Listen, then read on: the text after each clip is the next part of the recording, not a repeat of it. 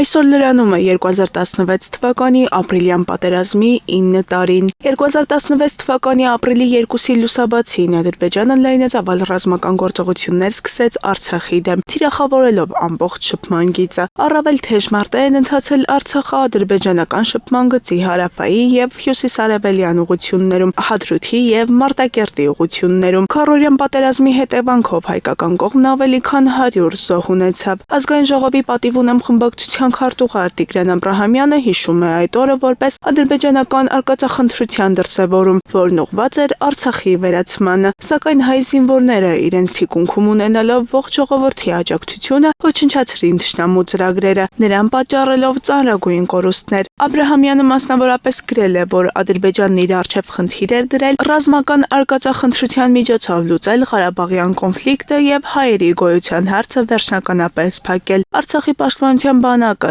իր թիկունքում ունենալով հայ ժողովրդի ամուր սատարումը եւ արդար պայքարը 4 օրյա մարտերում տապալեց ադրբեջանական ռազմական պլանը, նրան պատճառելով մարդկային եւ տեխնիկայի հսկայական կորուստներ։ Մարտական 4 օրյա գործողությունների հետևանքով հայկական կողմը ունեցավ 75 զոհ, գրել է Տիգրան Աբրահամյանը։ Նա նաեւ շեշտել է, որ հետախուզության եւ տարբեր երկրների համապատասխան ծառայությունների կողմից ստացած տեղեկություններով ադրբեջանական կողմն ունեցել է 700-ի կարգի կորուստներ։ Նրանց տարբեր բրիգադներ, այդ թվում հիմնական գրոհային ուժը Յաշմայի հատուկ նշանակության բրիգադը ունեցած մեծածավալ կորուստներից հետո դարձավ անմարտունակ։ Հավերժ փառք հայրենիքի պաշտպանության համար նահատակված մեր հայրենակիցներին, մեծագույն հարգանք բոլոր այն անձանց, ովքեր այս տասնամյակներում իրենց նպաստն ու մասնակցությունն են բերել մեր հայրենիքի ու նրա տարածքային ամբողջականության պաշտպանությանը, գրել է Տիգրան Աբրահամյանը։